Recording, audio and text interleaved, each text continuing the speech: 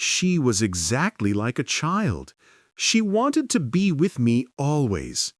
She tried to follow me everywhere, and on my next journey out and about, it went to my heart to tire her down and leave her at last, exhausted and calling after me rather plaintively.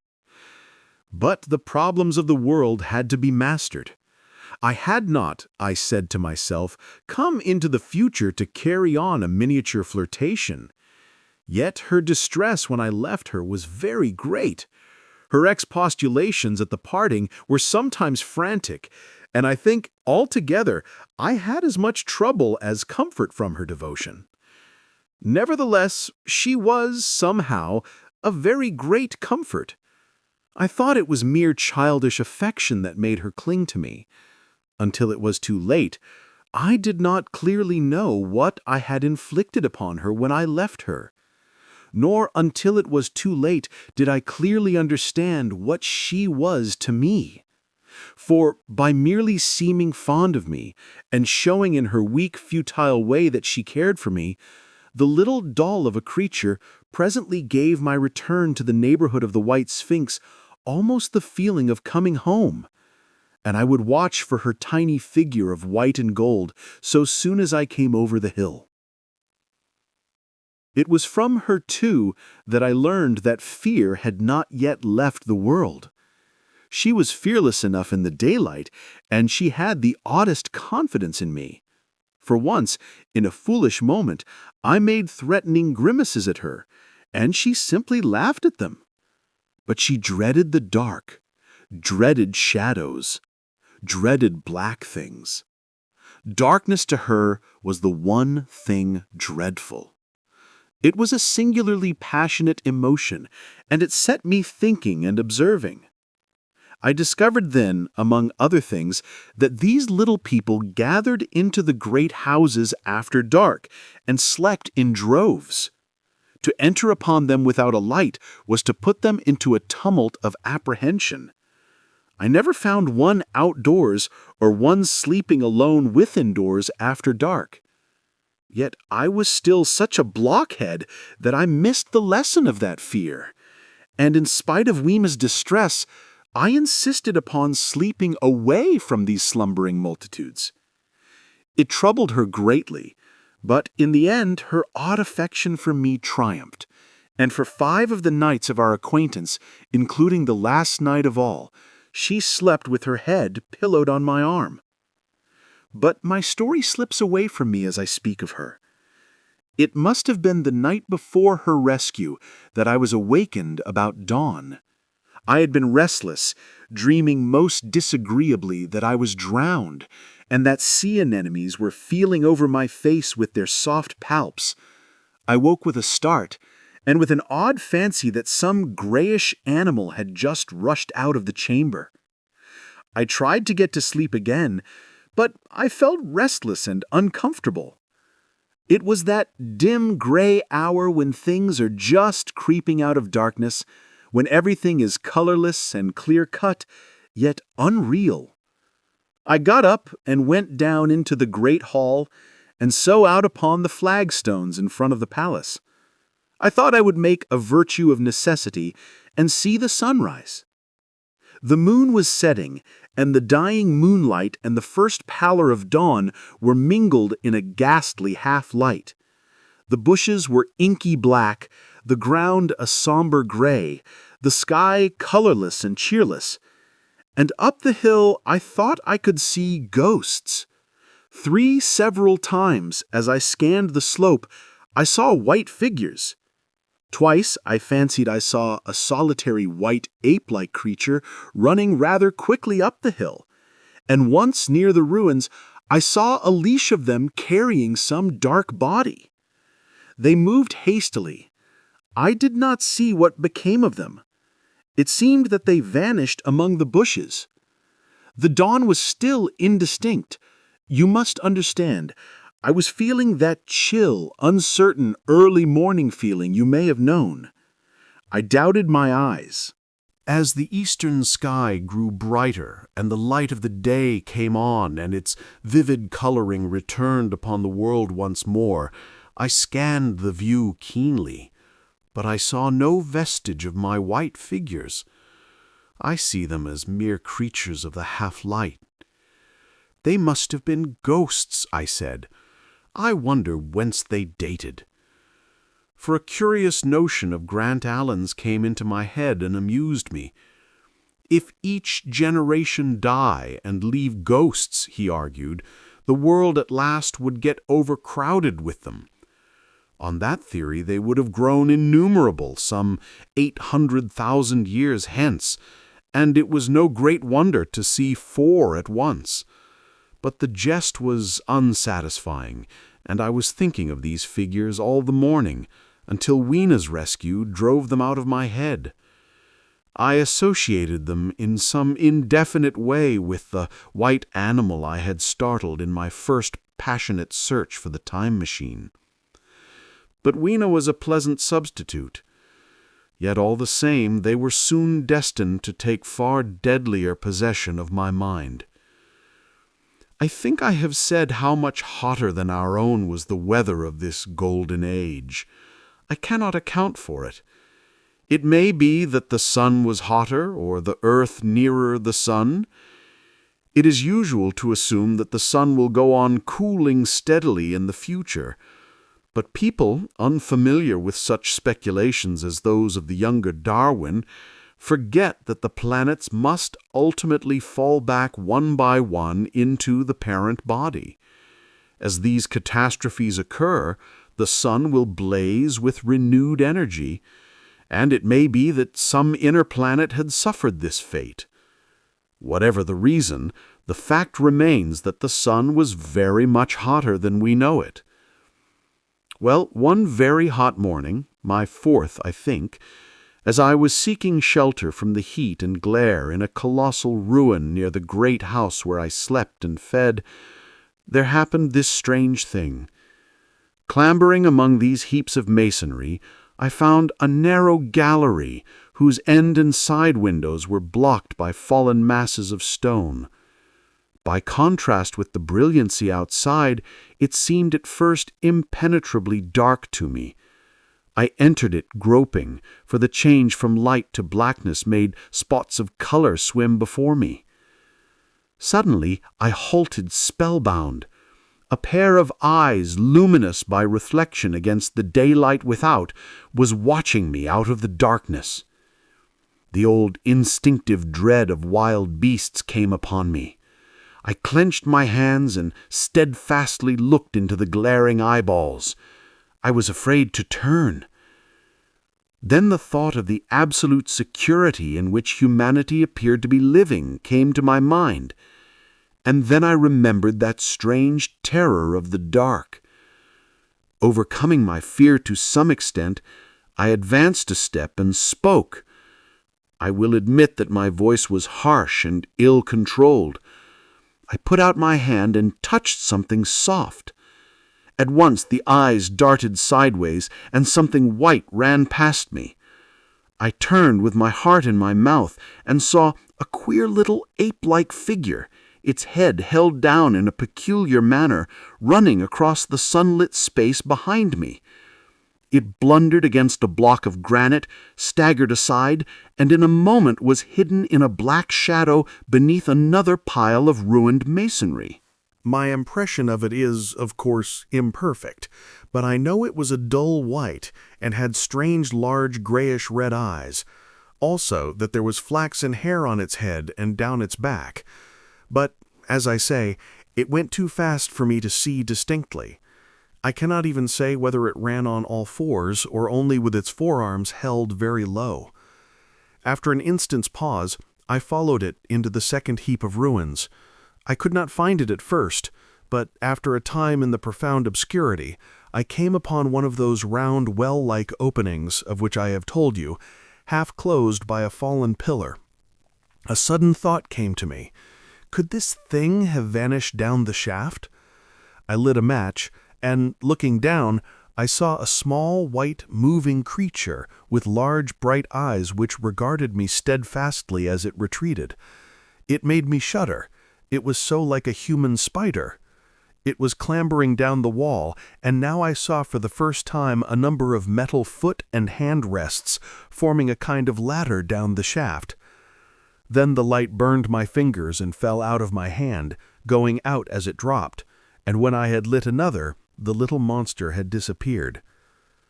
I do not know how long I sat peering down that well.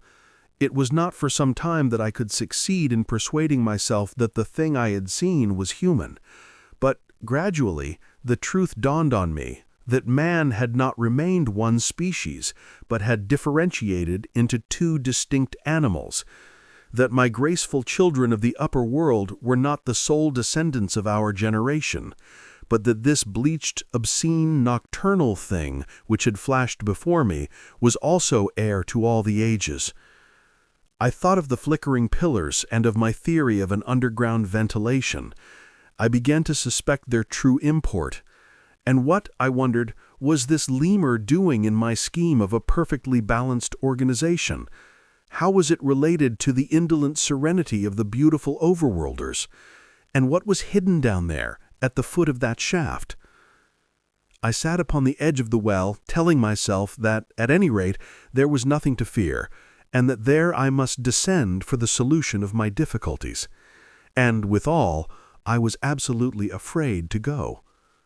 As I hesitated, two of the beautiful upper-world people came running in their amorous sport across the daylight and the shadow.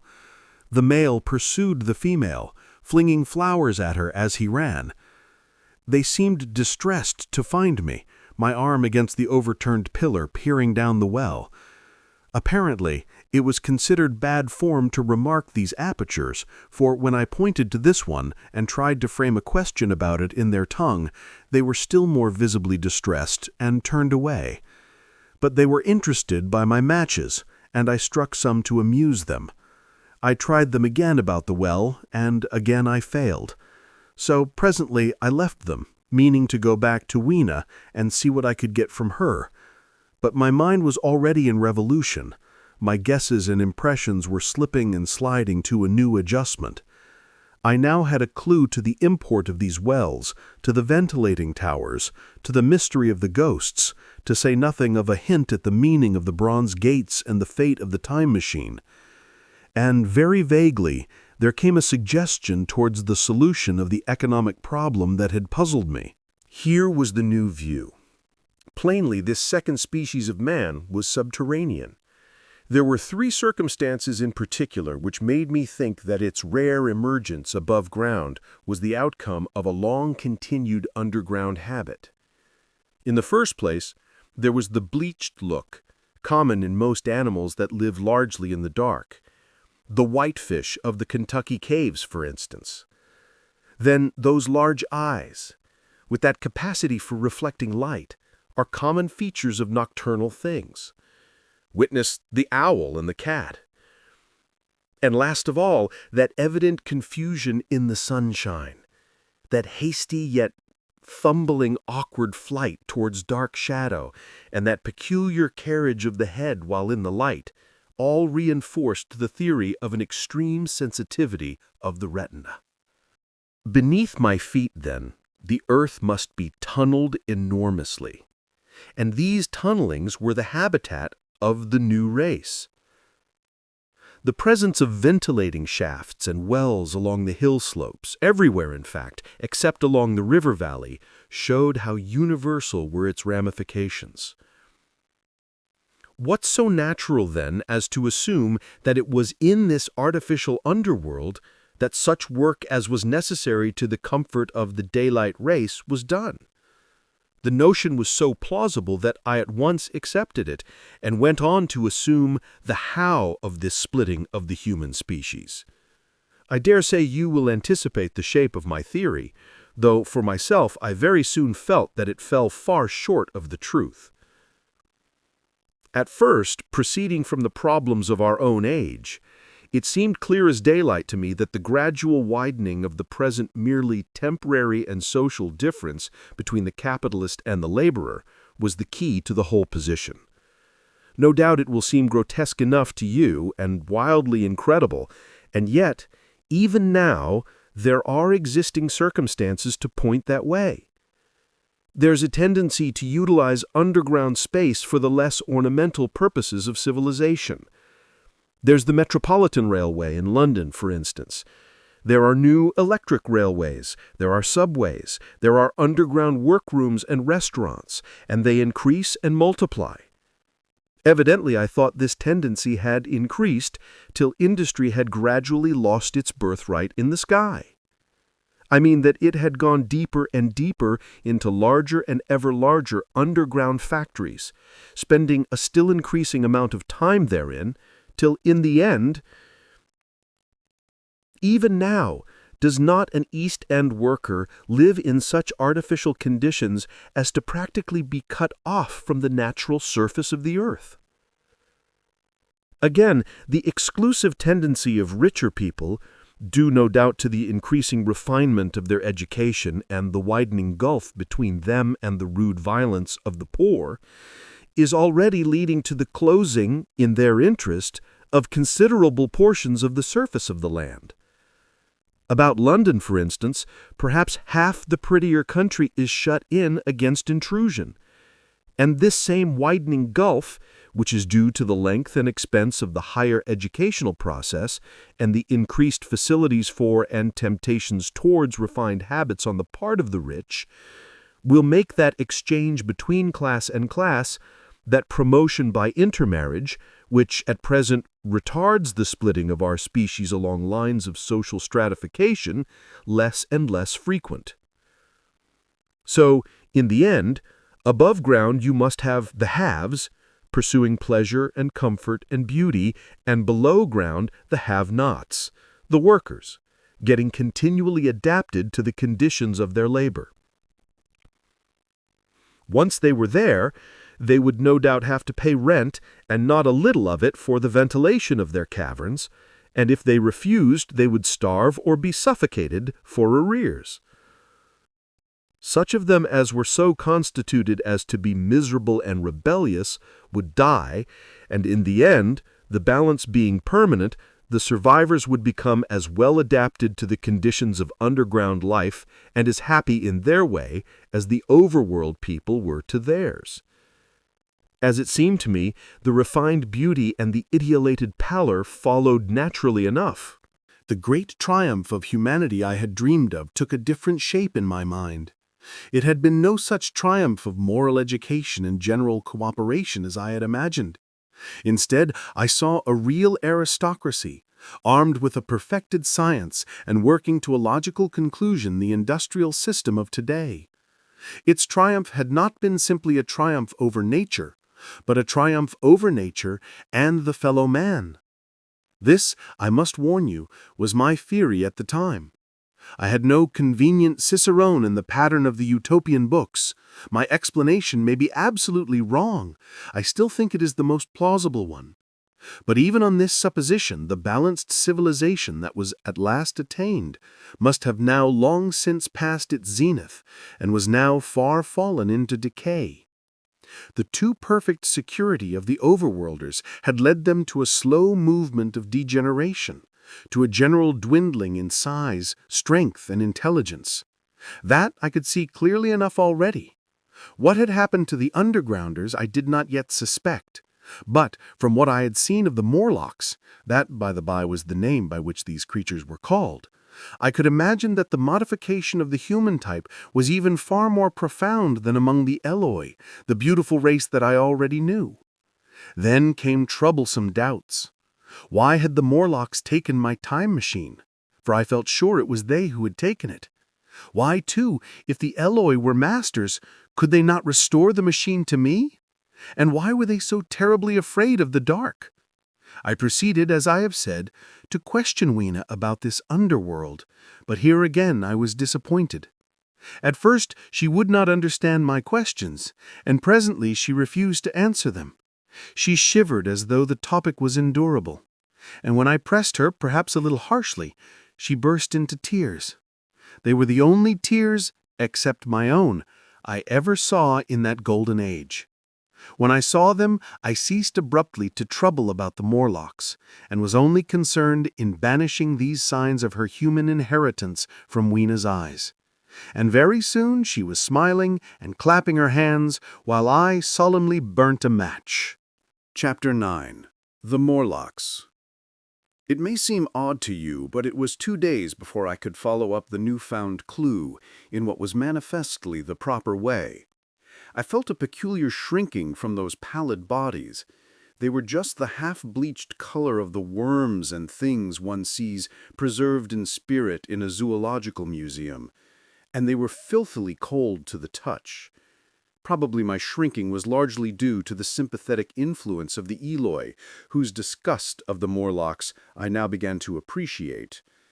The next night I did not sleep well. Probably my health was a little disordered. I was oppressed with perplexity and doubt. Once or twice I had a feeling of intense fear, for which I could perceive no definite reason. I remember creeping noiselessly into the great hall where the little people were sleeping in the moonlight. That night Weena was among them, and feeling reassured by their presence. It occurred to me even then that in the course of a few days the moon must pass through its last quarter, and the nights grow dark, when the appearances of these unpleasant creatures from below, these whitened lemurs, this new vermin that had replaced the old, might be more abundant. And on both these days I had the restless feeling of one who shirks an inevitable duty. I felt assured that the time machine was only to be recovered by boldly penetrating these mysteries of underground. Yet I could not face the mystery. If only I had had a companion, it would have been different. But I was so horribly alone, and even to clamber down into the darkness of the well appalled me. I don't know if you will understand my feeling, but I never felt quite safe at my back. It was this restlessness, this insecurity perhaps, that drove me farther and farther afield in my exploring expeditions. Going to the southward towards the rising country that is now called Coombe Wood, I observed far off in the direction of 19th-century Banstead a vast green structure, different in character from any I had hitherto seen. It was larger than the largest of the palaces or ruins I knew, and the facade had an oriental look, the face of it having the luster as well as the pale green tint, a kind of bluish green of a certain type of Chinese porcelain. This difference in aspect suggested a difference in use, and I was minded to push on and explore, but the day was growing late, and I had come upon the site of the place after a long and tiring circuit. So I resolved to hold over the adventure for the following day, and I returned to the welcome and the caresses of little Weena. But next morning I perceived clearly enough that my curiosity regarding the palace of green porcelain was a piece of self-deception, to enable me to shirk, by another day, an experience I dreaded. I resolved I would make the descent without further waste of time, and started out in the early morning towards a well near the ruins of granite and aluminum. Little Weena ran with me. She danced beside me to the well, but when she saw me lean over the mouth and look downward, she seemed strangely disconcerted. "Goodbye, little Weena," I said, kissing her, and then putting her down, I began to feel over the parapet for the climbing hooks. Rather hastily, I may as well confess, for I feared my courage might leak away. At first she watched me in amazement. Then she gave a most piteous cry, and running to me she began to pull at me with her little hands. I think her opposition nerved me rather to proceed. I shook her off, perhaps a little roughly, and in another moment I was in the throat of the well. I saw her agonized face over the parapet, and smiled to reassure her. Then I had to look down at the unstable hooks to which I clung. I had to clamber down a shaft of perhaps 200 yards. The descent was effected by means of metallic bars projecting from the sides of the well, and these being adapted to the needs of a creature much smaller and lighter than myself, I was speedily cramped and fatigued by the descent. And not simply fatigued. One of the bars bent suddenly under my weight and almost swung me off into the blackness beneath. For a moment I hung by one hand, and after that experience I did not dare to rest again. Though my arms and back were presently acutely painful, I went on clambering down the sheer descent with as quick a motion as possible. Glancing upward, I saw the aperture, a small blue disk in which a star was visible, while little Weena's head showed as a round black projection. The thudding sound of a machine below grew louder and more oppressive. Everything save for that little disk above was profoundly dark, and when I looked up again, Weena had disappeared. I was in an agony of discomfort. I had some thought of trying to go up the shaft again and leave the underworld alone, but even while I turned this over in my mind, I continued to descend. At last, with intense relief, I saw dimly coming up, a foot to the right of me, a slender loophole in the wall. Swinging myself in, I found it was the aperture of a narrow horizontal tunnel in which I could lie down and rest. It was not too soon. My arms ached, my back was cramped, and I was trembling with the prolonged terror of a fall. Besides this, the unbroken darkness had had a distressing effect upon my eyes. The air was full of the throb and hum of machinery pumping air down the shaft. I do not know how long I lay. I was roused by a soft hand touching my face. Starting up in the darkness, I snatched at my matches, and hastily striking one, I saw 3 stooping white creatures similar to the one I had seen above ground in the ruin, hastily retreating before the light. Living as they did in what appeared to me impenetrable darkness, their eyes were abnormally large and sensitive, just as are the pupils of the abysmal fishes, and they reflected the light in the same way. I have no doubt they could see me in that rayless obscurity, and they did not seem to have any fear of me apart from the light. But so soon as I struck a match in order to see them, they fled incontinently, vanishing into dark gutters and tunnels from which their eyes glared at me in the strangest fashion. I tried to call to them, but the language they had was apparently different from that of the overworld people, so that I was needs left to my own unaided efforts, and the thought of flight before exploration was even then in my mind. But I said to myself, "You are in for it now," and feeling my way along the tunnel, I found the noise of machinery grow louder. Presently the walls fell away from me, and I came to a large open space, and striking another match, saw that I had entered a vast arched cavern which stretched into utter darkness beyond the range of my light. The view I had of it was as much one could see in the burning of a match. Necessarily, my memory is vague.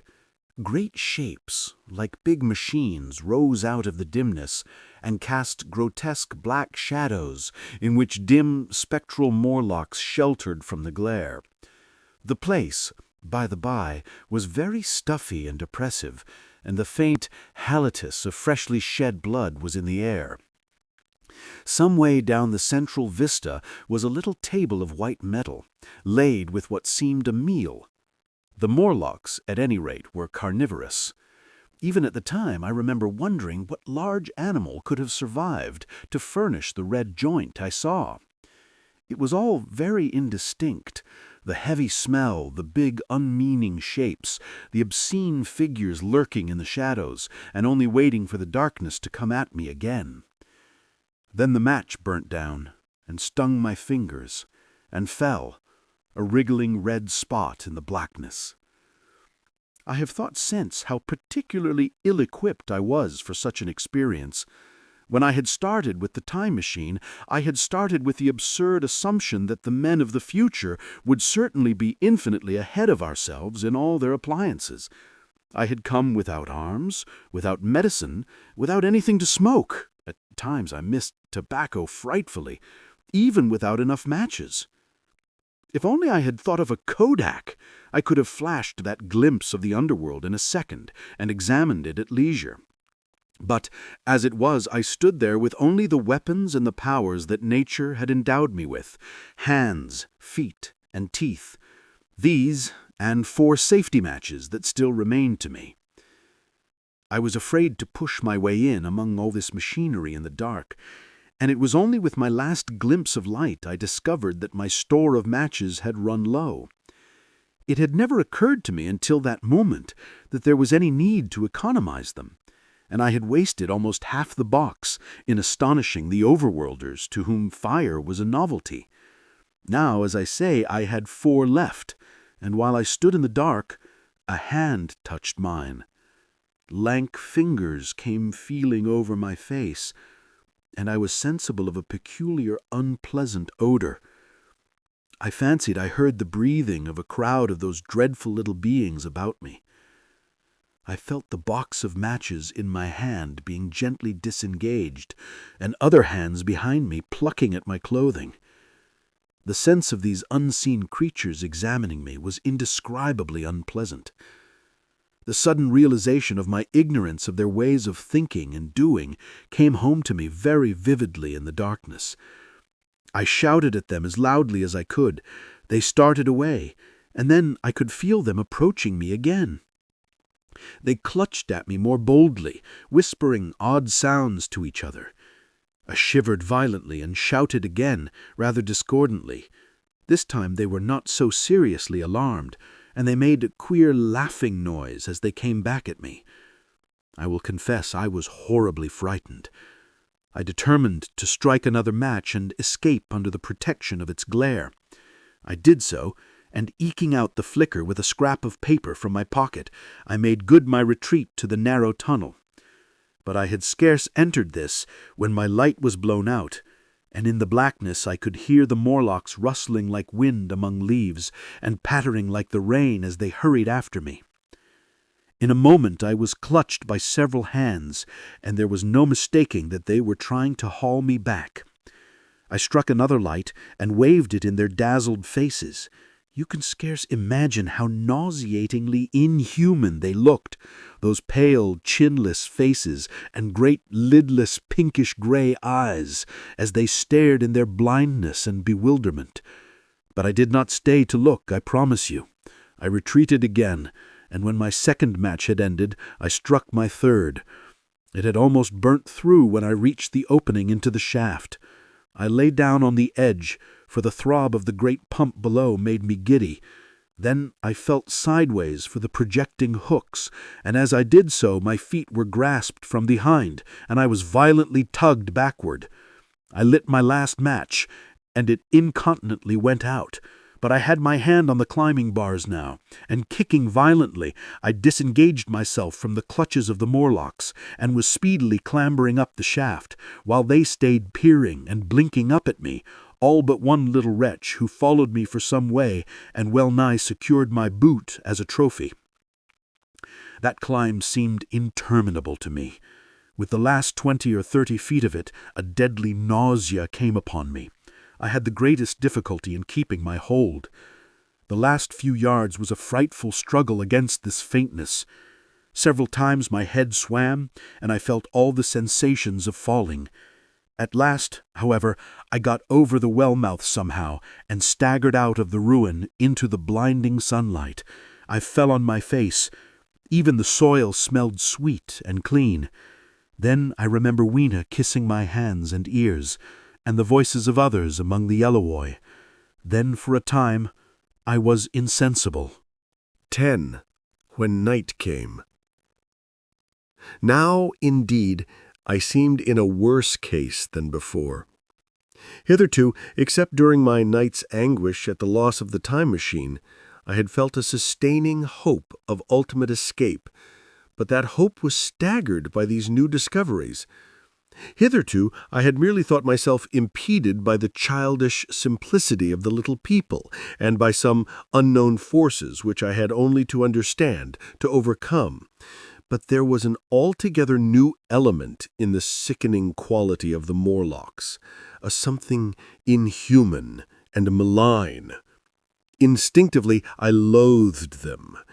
Before, I had felt as a man might feel who had fallen into a pit. My concern was with the pit and how to get out of it. Now I felt like a beast in a trap, whose enemy would come upon him soon. The enemy I dreaded may surprise you. It was the darkness of the new moon. Weena had put this into my head by some at first incomprehensible remarks about the dark nights. It was not now such a very difficult problem to guess what the coming dark nights might mean. The moon was on the wane. Each night there was a longer interval of darkness, and I now understood, to some slight degree at least, the reason of the fear of the little upper-world people for the dark. I wondered vaguely what foul villainy it might be that the Morlocks did under the new moon. I felt pretty sure now that my second hypothesis was all wrong. The upper-world people might once have been the favored aristocracy, and the Morlocks their mechanical servants, but that had long since passed away. The two species that had resulted from the evolution of man were sliding down towards, or had already arrived at, an altogether new relationship. The Eloi, like the Carlovignan kings, had decayed to a mere beautiful futility. They still possessed the earth on sufferance, since the Morlocks, subterranean for innumerable generations, had come at last to find the day-lit surface intolerable. And the Morlocks made their garments, I inferred, and maintained them in their habitual needs, perhaps through the survival of an old habit of service. They did it as a standing horse paws with his foot, or as a man enjoys killing animals in sport, because ancient and departed necessities had impressed it on the organism. But clearly the old order was already in part reversed. The nemesis of the delicate ones was creeping on apace. Ages ago, thousands of generations ago, man had thrust his brother man out of the ease and the sunshine. And now that brother was coming back, changed. Already the Eloi had begun to learn one old lesson anew. They were becoming reacquainted with fear. And suddenly there came into my head the memory of the meat I had seen in the underworld. It seemed odd how it floated into my mind, not stirred up, as it were, by the current of my meditations, but coming in almost like a question from outside. I tried to recall the form of it. I had a vague sense of something familiar, but I could not tell what it was at the time. Still, however helpless the little people in the presence of their mysterious fear, I was differently constituted. I came out of this age of ours, this ripe prime of the human race, when fear does not paralyze and mystery has lost its terrors. I, at least, would defend myself. Without further delay, I determined to make myself arms and a fastness where I might sleep. With that refuge as a base, I could face this strange world with some of that confidence I had lost in realizing to what creatures night by night I lay exposed. I felt I could never sleep again until my bed was secure from them. I shuddered with horror to think how they must already have examined me. I wandered during the afternoon along the valley of the Thames, but found nothing that commended itself to my mind as inaccessible. All the buildings and trees seemed easily practicable to such dexterous climbers as the Morlocks, to judge by their wells, must be. Then the tall pinnacles of the palace of green porcelain and the polished gleam of its walls came back to my memory, and in the evening, taking Weena like a child upon my shoulder, I went up the hills toward the southwest. The distance, I had reckoned, was 7 or 8 miles, but it must have been nearer 18. I had first seen the place on a moist afternoon, when distances are deceptively diminished. In addition, the heel of one of my shoes was loose, and a nail was working through the sole. They were comfortable old shoes I wore about indoors, so that I was lame. And it was already long past sunset when I came in sight of the palace, silhouetted black against the pale yellow of the sky. Weena had been hugely delighted when I began to carry her, but after a while she desired me to let her down, and ran along by the side of me, occasionally darting off on either hand to pick flowers to stick in my pockets. My pockets had always puzzled Weena, but at the last she had concluded that they were an eccentric kind of vases for floral decoration. At least she utilized them for that purpose. And that reminds me, in changing my jacket, I found—" The time traveler paused, put his hand into his pocket, and silently placed 2 withered flowers, not unlike very large white mallows, upon the little table.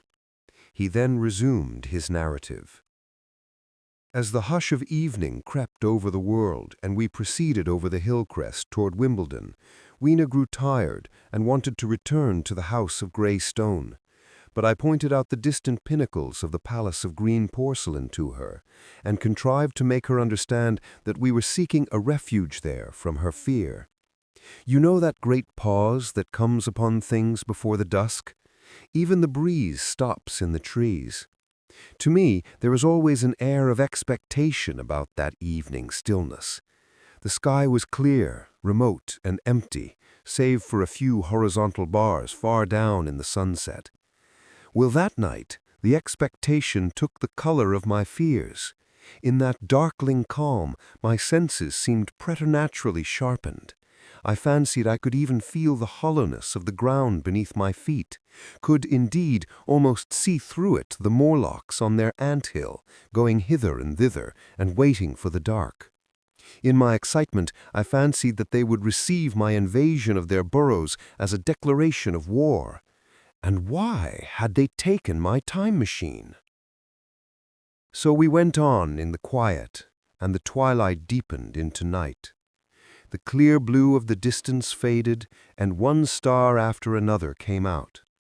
The ground grew dim, and the trees black. Weena's fears and her fatigue grew upon her. I took her in my arms and talked to her and caressed her. Then, as the darkness grew deeper, she put her arms around my neck and, closing her eyes, tightly pressed her face against my shoulder.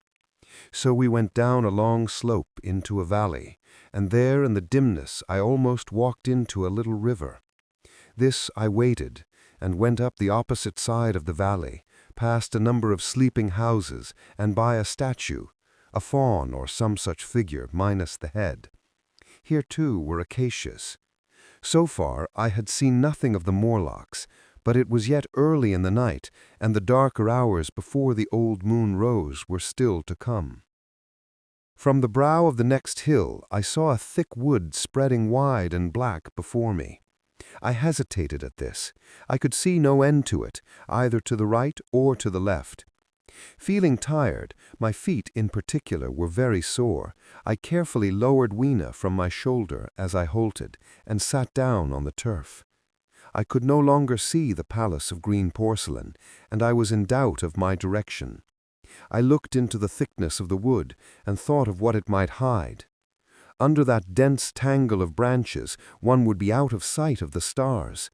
Even were there no other lurking danger, a danger I did not care to let my imagination loose upon, there would still be all the roots to stumble over and the tree boles to strike against. I was very tired, too, after the excitements of the day. So I decided that I would not face it, but would pass the night on the open hill. Weena, I was glad to find, was fast asleep. I carefully wrapped her in my jacket and sat down beside her to wait for the moonrise. The hillside was quiet and deserted, but from the black of the wood there came now and then a stir of living things.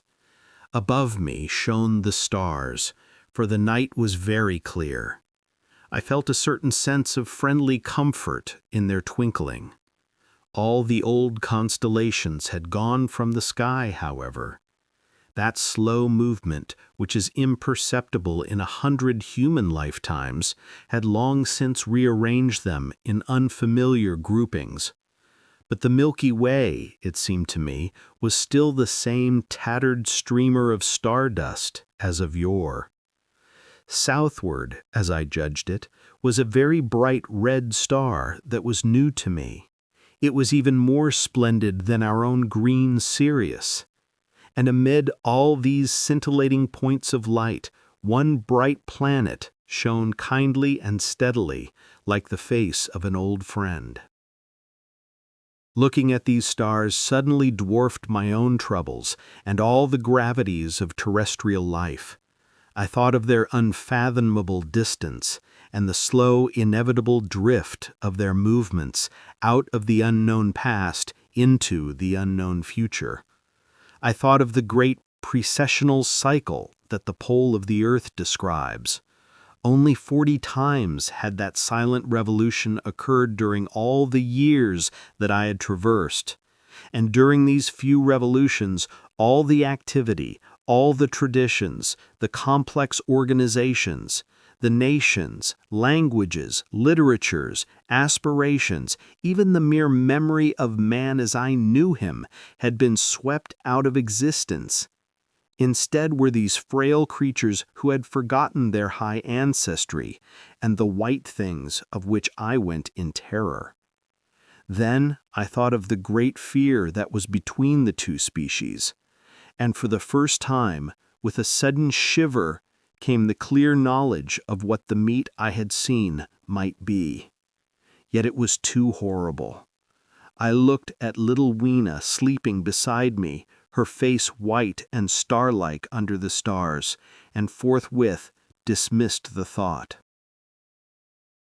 Through that long night I held my mind off the Morlocks as well as I could, and whiled away the time by trying to fancy I could find signs of the old constellations in the new confusion. The sky kept very clear, except for a hazy cloud or so. No doubt I dozed at times. Then, as my vigil wore on, came a faintness in the eastward sky, like the reflection of some colorless fire, and the old moon rose, thin and peaked and white. And close behind, and overtaking it, and overflowing it, the dawn came, pale at first, and then growing pink and warm. No Morlocks had approached us. Indeed, I had seen none upon the hill that night. And in the confidence of renewed day, it almost seemed to me that my fear had been unreasonable. I stood up and found my foot with the loose heel swollen at the ankle and painful under the heel. So I sat down again, took off my shoes, and flung them away. I awakened Weena, and we went down into the wood, now green and pleasant instead of black and forbidding. We found some fruit wherewith to break our fast. We soon met others of the dainty ones, laughing and dancing in the sunlight, as though there was no such thing in nature as the night. And then I thought once more of the meat that I had seen. I felt assured now of what it was, and from the bottom of my heart I pitied this last feeble rill from the great flood of humanity. Clearly, at some time the long ago of human decay, the Morlocks' food had run short. Possibly they had lived on rats and such like vermin. Even now man is far less discriminating and exclusive in his food than he was, far less than any monkey. His prejudice against human flesh is no deep-seated instinct. And so these inhuman sons of men. I tried to look at the thing in a scientific spirit. After all, they were less human and more remote than our cannibal ancestors of 3,000 or 4,000 years ago, and the intelligence that would have made this state of things a torment had gone. Why should I trouble myself? These Eloi were mere fatted cattle which the ant-like Morlocks preserved and preyed upon, probably saw to the breeding of. And there was Weena dancing at my side. Then I tried to preserve myself from the horror that was coming upon me by regarding it as a rigorous punishment of human selfishness. Man had been content to live in ease and delight upon the labors of his fellow man, had taken necessity as his watchword and excuse, and in the fullness of time necessity had come home to him. I even tried a Carlylic scorn of this wretched aristocracy in decay. But this attitude of mind was impossible. However great their intellectual degradation, the Eloi had kept too much of the human form not to claim my sympathy and to make me perforce a sharer in their degradation and their fear. I had at that time very vague ideas as to the course I should pursue. My first was to secure some safe place of refuge and to make myself such arms of metal or stone as I could contrive. That necessity was immediate. In the next place, I hoped to procure some means of fire so that I should have the weapon of a torch at hand, for nothing, I knew, would be more efficient against these Morlocks. Then I wanted to arrange some contrivance to break open the doors of bronze under the White Sphinx. I had in mind a battering ram. I had a persuasion that if I could enter those doors and carry a blaze of light before me, I should discover the time machine and escape. I couldn't imagine the Morlocks were strong enough to move it far away. Weena I had resolved to bring with me to our own time, and turning such schemes over in my mind, I pursued our way towards the building which my fancy had chosen as our dwelling. 11. The Palace of Green Porcelain. I found the Palace of Green Porcelain when we approached it about noon, deserted and falling into ruin. Only ragged vestiges of glass remained in its windows, and great sheets of the green facing had fallen away from the corroded metallic framework. It lay very high upon a turfy down, and looking northeastward before I entered it, I was surprised to see a large estuary or even creek where I judged Wandsworth and Battersea must once have been. I thought then, though I never followed up the thought, of what might have happened or might be happening to the living things in the sea. The material of the palace proved on examination to be indeed porcelain, and along the face of it I saw an inscription in some unknown character. I thought, rather foolishly, that Weena might help me to interpret this, but I only learnt that the bare idea of writing had never entered her head. She always seemed to me, I fancy, more human than she was, perhaps because her affection was so human. Within the big valves of the door, which were opened and broken, we found, instead of the customary hall, a long gallery lit by many side windows. At the first glance I was reminded of a museum. The tiled floor was thick with dust, and a remarkable array of miscellaneous objects were shrouded in the same grey covering. Then I perceived, standing strange and gaunt in the centre of the hall, what was clearly the lower part of a huge skeleton. I recognized by the oblique feet that it was some extinct creature after the fashion of the megatherium. The skull and the upper bones lay beside it in the thick dust, and in one place, where rainwater had dropped through a leak in the roof, the thing itself had been worn away. Further in the gallery was the huge skeletal barrel of a brontosaurus. My museum hypothesis was confirmed. Going towards the side, I found what appeared to be sloping shelves, and clearing away the thick dust, I found the old familiar glass cases of our own time. But they must have been airtight to judge from the fair preservation of some of their contents. Clearly we stood among the ruins of some latter-day South Kensington. Here, apparently, was the paleontological section, and a very splendid array of fossils it must have been, though the inevitable process of decay that had been staved off for a time and had, through the extinction of bacteria and fungi, lost 99/100ths of its force, was nevertheless, with extreme sureness, if with extreme slowness, at work again on all its treasures. Here and there I found traces of the little people in the shape of rare fossils, broken to pieces or threaded in strings upon reeds. And the cases had in some instances been bodily removed by the Morlocks, as I judged. The place was very silent. The thick dust deadened our footsteps.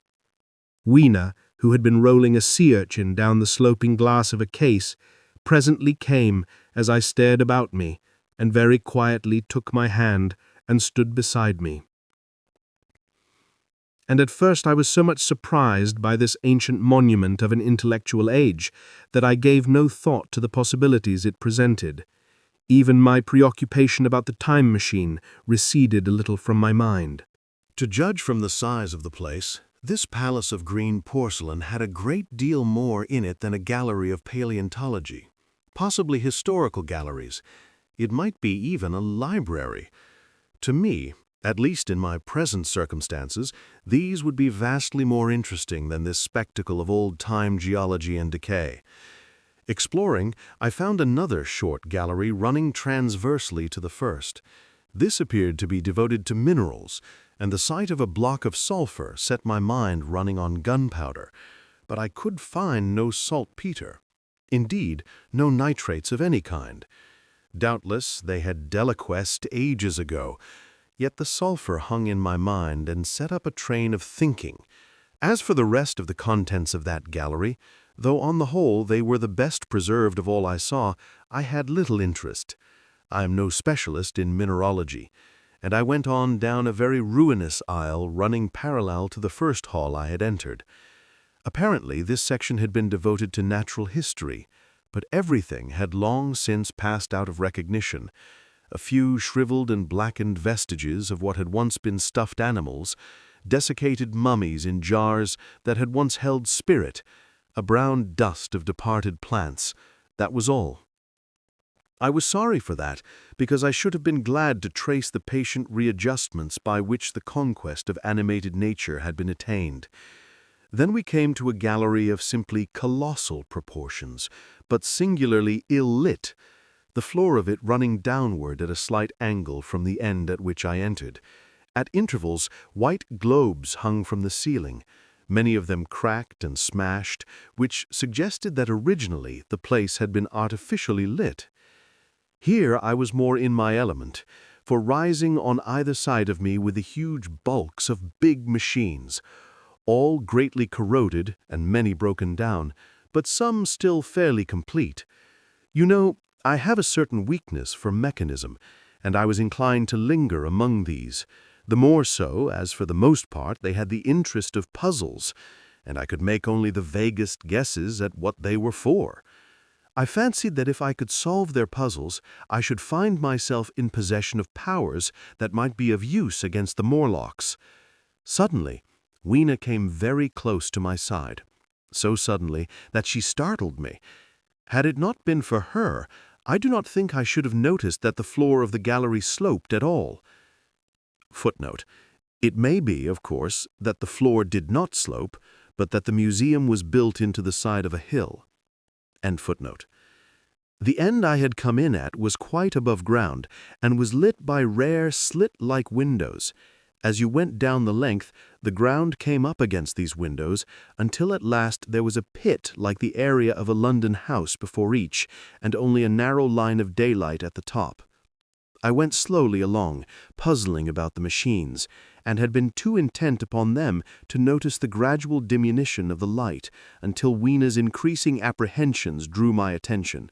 Then I saw that the gallery ran down, at last, into a thick darkness. I hesitated, and then, as I looked round me, I saw that the dust was less abundant and its surface less even. Further away towards the dimness, it appeared to be broken by a number of small, narrow footprints. My sense of the immediate presence of the Morlocks revived at that. I felt that I was wasting my time in the academic examination of machinery. I called to mind that it was already far advanced in the afternoon, and that I still had no weapon, no refuge, and no means of making a fire. And then, down in the remote blackness of the gallery, I heard a peculiar pattering and the same odd noises I had heard down the well. I took Weena's hand. Then, struck with a sudden idea, I left her and turned to a machine from which projected a lever not unlike those in a signal box. Clambering upon the stand and grasping this lever in my hands, I put all my weight upon it sideways. Suddenly, Weena, deserted in the central aisle, began to whimper. I had judged the strength of the lever pretty correctly, for it snapped after a minute's strain, and I rejoined her with a mace in my hand, more than sufficient, I judged, for any Morlock skull I might encounter. And I longed very much to kill a Morlock or so. Very inhuman, you may think, to want to go killing one's own descendants, but it was impossible somehow to feel any humanity in the things. Only my disinclination to leave Weena, and a persuasion that if I began to slake my thirst for murder, my time machine might suffer, restrained me from going straight down the gallery and killing the brutes I heard.